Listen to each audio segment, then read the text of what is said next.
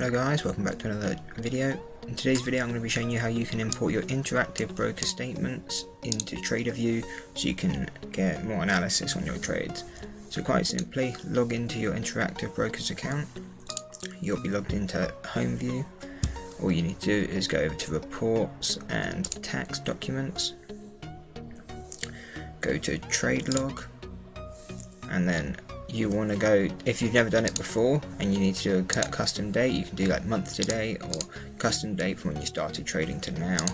However, I only need to import the 19th of trade, so I'll do run. You'll get it downloaded down here. Go over to TraderVue. All you have to do is click import.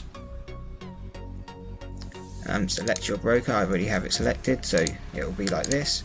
All you need to do is press I.